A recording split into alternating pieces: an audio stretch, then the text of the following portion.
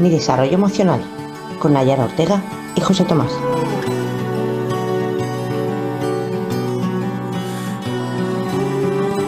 Bienvenidos a un nuevo episodio del podcast Mi Desarrollo Emocional. Hoy hablaremos de algo que nos ocurre diariamente y muchas veces no somos conscientes de que nos está pasando ni cómo manejarlo. Hablamos de microtraumas. ¿Has sentido alguna vez que te pasa algo pequeño y te afecta de una manera desproporcionada? Hoy hablaremos de este tema con Nayara Ortega. Bienvenida, Nayara. Muy buena, José. ¿Cómo estás?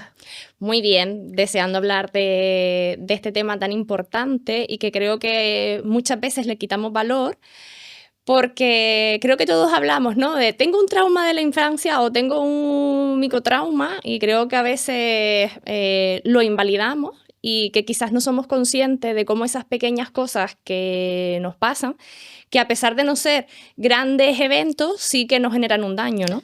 ¿Y qué diferencias hay entre un trauma y un microtrauma? Pues la intensidad del evento.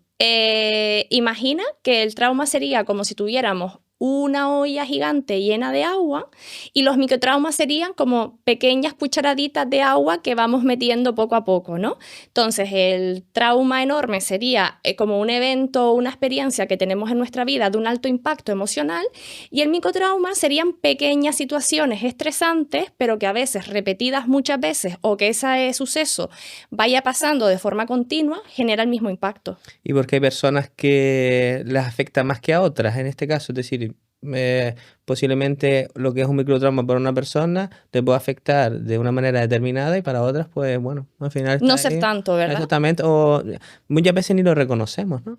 Sí, pues un poco depende porque el trauma no se mide un poco en qué es lo que ha pasado, sino en el daño que eso me ha generado a mí.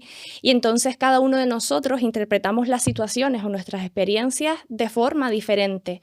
A veces hay también media efectos como nuestro sexo. La ciencia dice que las mujeres tenemos más vulnerabilidad a la hora de sufrir trauma, por ejemplo. También importa la frecuencia con que ese evento pase.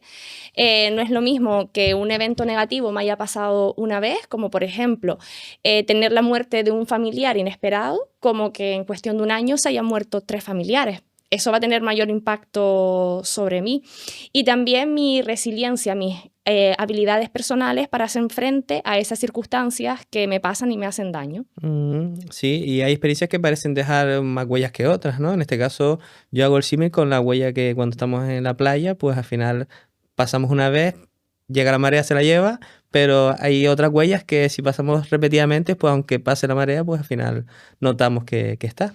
Sí, de hecho, cada pequeña experiencia microtraumática va dejando como una muesca en nuestra psique, en nuestras emociones, en nuestra forma de interpretar las situaciones, en la forma en la que pensamos.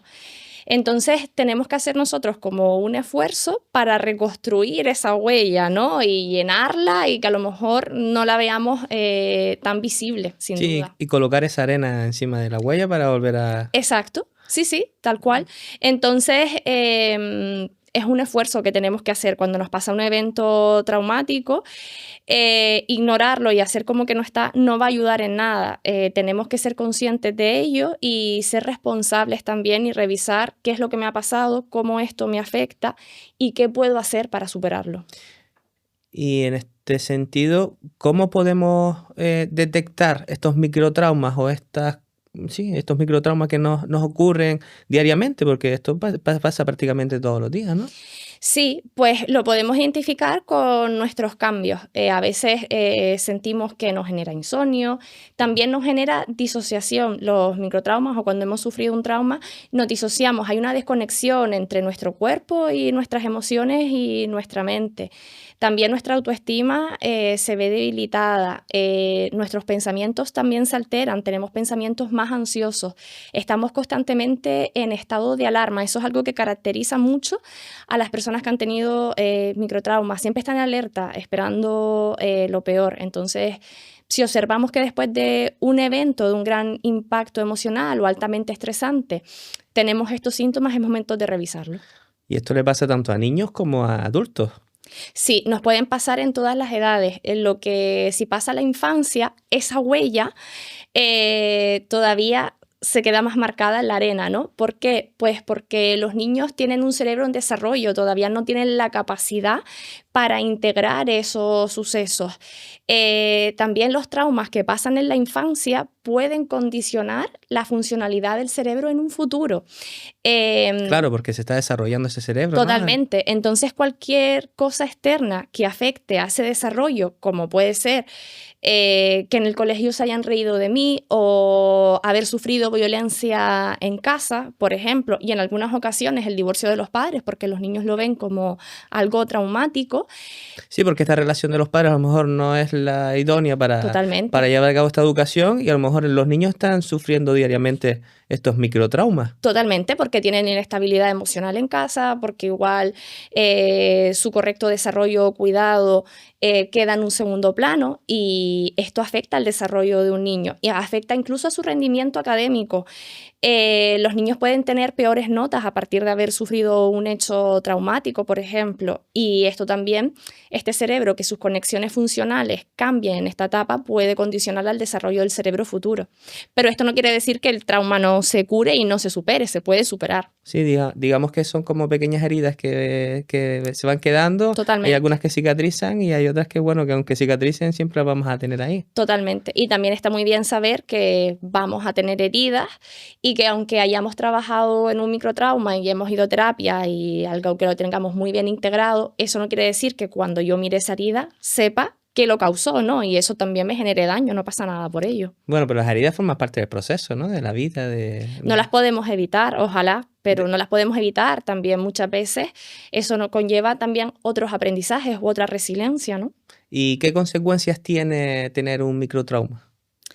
Pues a nivel emocional puede generar ansiedad, baja autoestima, peor percepción del autoconcepto y a nivel social también tiene consecuencias. Me puede generar aislamiento, por ejemplo. Puede llegar a acabar en depresión, ¿no? Entiendo, ¿no? El hecho de tener microtraumas continuados y asociar algo que me está pasando a momentos pasados. Sí, en algunas situaciones y ocasiones sí, por supuesto, porque al final es un impacto que el cerebro no espera. Un trauma muchas veces es una situación sobrevenida para la que no estaba preparada, que de repente llego a mi vida y mi cerebro no estaba preparado o no tenía en su repertorio, ¿no? Que esta situación pudiera darse. Entonces es normal que entre en un estado de shock al principio. Claro, pero realmente, es decir, hay muchos sucesos que ocurren diariamente que no estamos preparados para ellos. Entonces es verdad que a lo mejor nuestra mente puede asociar ese momento de vida a un momento pasado que ha ocurrido que no ha sido bueno para mí. También me puede recordar, por ejemplo, si yo en el cole me sentía desplazado y no me sentía parte del grupo y era el objeto de las burlas, quizás si voy a un trabajo donde tengo que trabajar con compañeros y en algún momento hacen alguna broma que a mí me recuerda algo de la infancia, me puede llevar a ese momento, ¿no? Incluso me puedo cuestionar de quiero seguir trabajando aquí o no, no soy parte del grupo, todas esas cuestiones. Incluso podemos hablar de olores y sabores. Totalmente, y con esto de los olores es muy importante porque el olfato es el sentido más rápido que tenemos en nuestro cerebro, porque el resto de sentidos pasan por un área que es el tálamo, pero el olfato no hace falta que pase por el tálamo, es el más directo. Por eso muchas veces tenemos muy asociado olores a recuerdos y memorias. Incluso cositas que podemos escuchar, canciones, por ejemplo, ¿no? También. Que en el momento determinado escuchamos una canción, que estoy viendo un momento que no ha sido no tan bueno en mi vida. Y claro, cuando vuelvo a escuchar esa canción, entiendo que me lleva a recordar ese momento. Sí, ese es el procesamiento de las memorias autobiográficas, ¿no? El cómo asocio ciertas circunstancias del contexto a ciertos recuerdos. Entonces, cuando esas circunstancias contextuales vuelven a darse, evoco esas memorias. Qué bueno, qué bueno.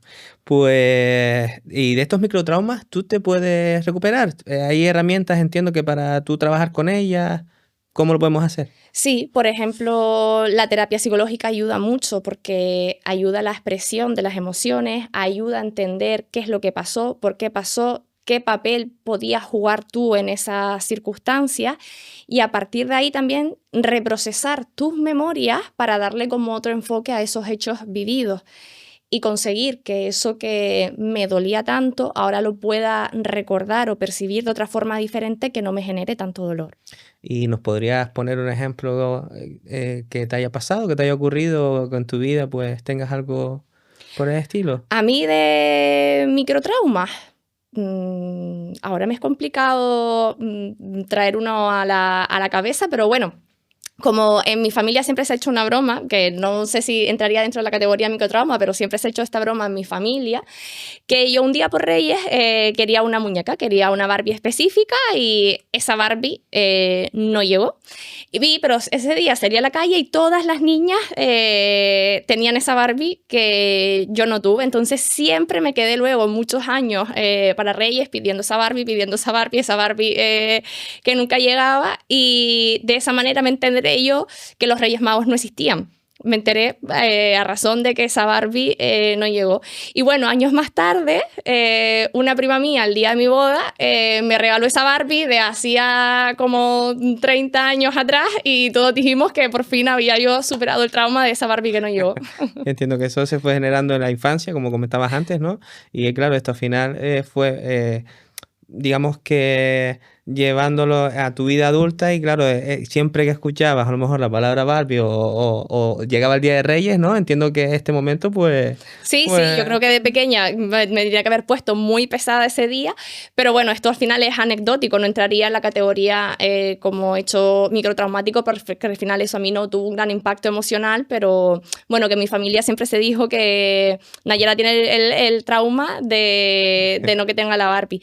Que esto también es importante, creo que muchas veces usamos la palabra trauma como muy a la ligera, ¿no? Claro, a ver, es verdad que muchas veces o ahora estamos teniendo un poco más conciencia de algunos términos que se han usado a lo largo de la historia, Sí. o de todo lo que llevamos, sí, el ser humano.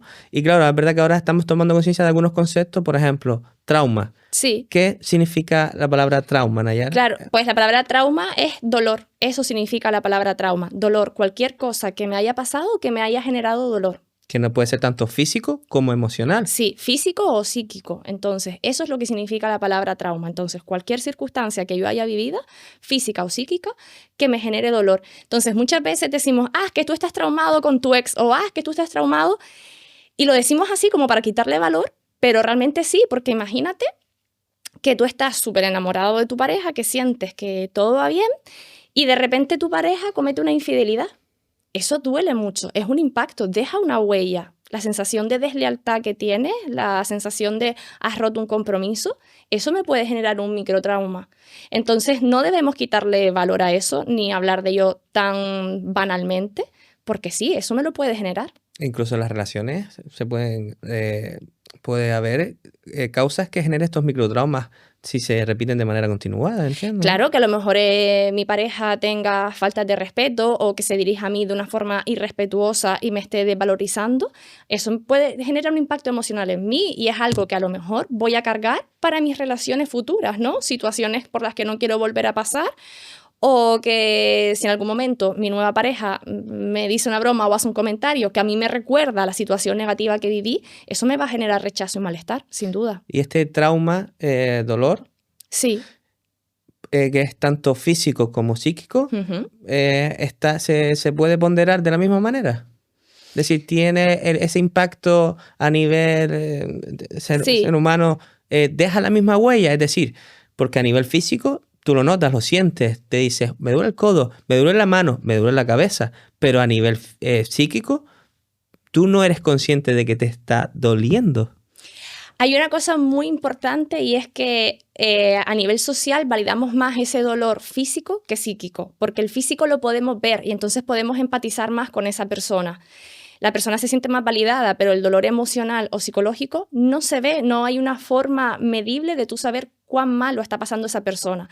Entonces, esta es una diferencia muy importante que también hace que invalidemos un poquito, porque el dolor físico es muy visible para los demás, pero el dolor emocional o psicológico no. Y esto también afecta a la percepción que tiene la persona de incomprensión. Por ejemplo, cuando tiene un hecho traumático, no siento que el resto de personas sepa exactamente por la circunstancia que estoy pasando. Bueno, pero muchas veces es por miedo, es decir, miedo a ser juzgado, miedo a que, bueno, pues al final quiero que esa imagen de mí que se percibe sea tal, y si a lo mejor no estoy bien, pues no lo quiero transmitir porque entiendo que me pueden hacer daño. Claro, pero muchas veces si vemos a alguien con un dolor físico, entendemos claro, siéntate, acomódate, vete al médico, busca respuestas, pero cuando a lo mejor alguien nos expone un dolor emocional, no respondemos de la forma adecuada y podemos empeorar esa circunstancia. Pero muchas veces porque prácticamente no tenemos esas herramientas. No las tenemos. Es decir, para ver a esa persona que está pasando mal, podemos decir, ay, qué mala cara tiene.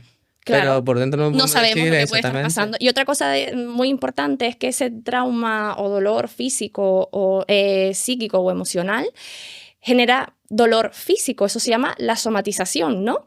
Interesante. Cuando un malestar emocional no resuelto se manifiesta de forma física.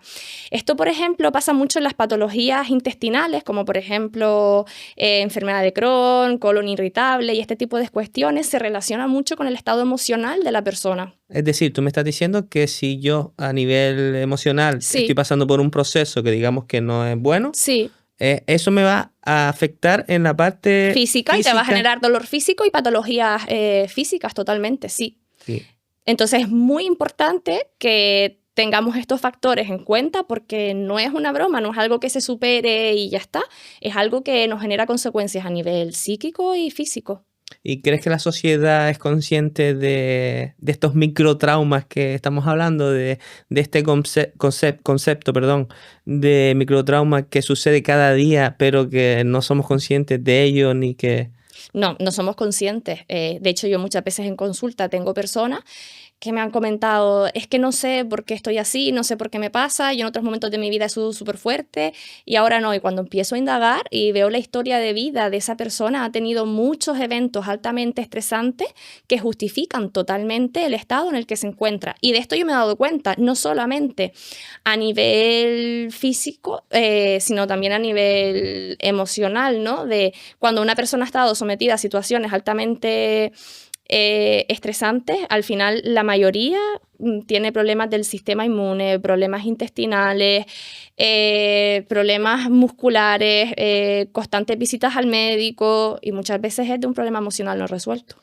Bueno, lo que está claro es que este término microtrauma al final son heridas que se van realizando a lo largo de los años de nuestra vida y que hay algunas que cicatrizan de una manera, hay otras que cicatrizan de otra, pero bueno, que siempre están ahí, ¿no, Nayara? Sí, y lo importante es que creo que tenemos que revisar nuestras heridas, curárnoslas, aceptarlas como parte de nosotros y seguir avanzando. Sí, sobre todo lo que dices, aceptar estas heridas que forman parte del proceso, del crecimiento, de la evolución y que, bueno, entre más heridas tenemos, más vida hemos tenido. Vivido, sí, aunque hay veces que decimos, jope, lo he tenido que pasar tan mal para aprender tanto.